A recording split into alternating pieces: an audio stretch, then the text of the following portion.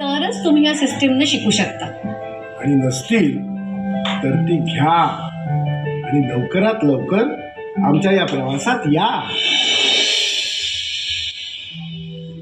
आपली पुढची स्टेप आहे continuous present tense, continuous past tense आणि कंटिन्युअस फ्युचर टेन्स. ज्यावेळी वाक्य बोललं जात असेल आणि त्याच वेळी क्रिया चालू असेल तर त्याला म्हणतात कंटिन्युअस प्रेझेंट टेन्स.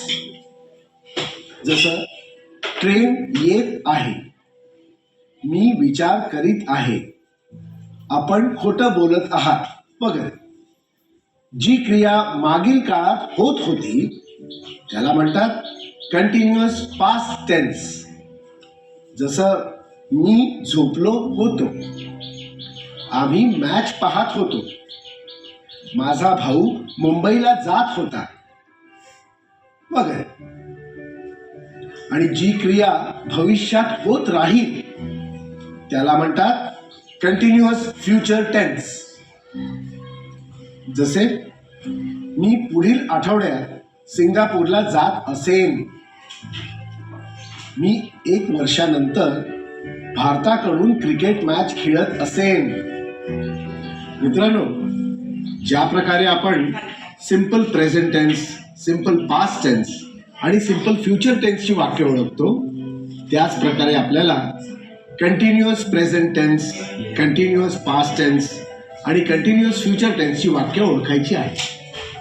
इथे आपल्याला आपल्या पुस्तकात दिलेल्या वाक्यांना कंटिन्युअस प्रेझेंट टेन्ससाठी नंबर 4, कंटिन्युअस पास्ट टेन्ससाठी नंबर 5 आणि कंटिन्युअस फ्युचर टेन्ससाठी नंबर 6 लिहायचं आहे.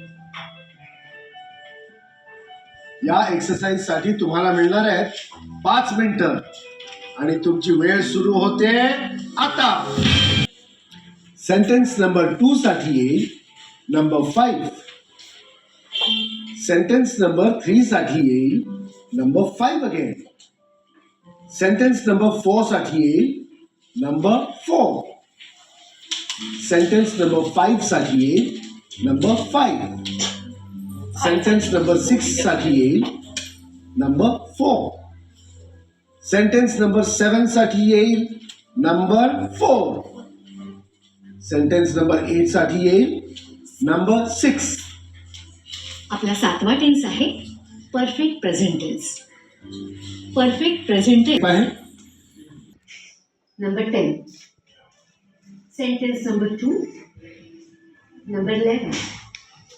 Sentence number 3, number 12.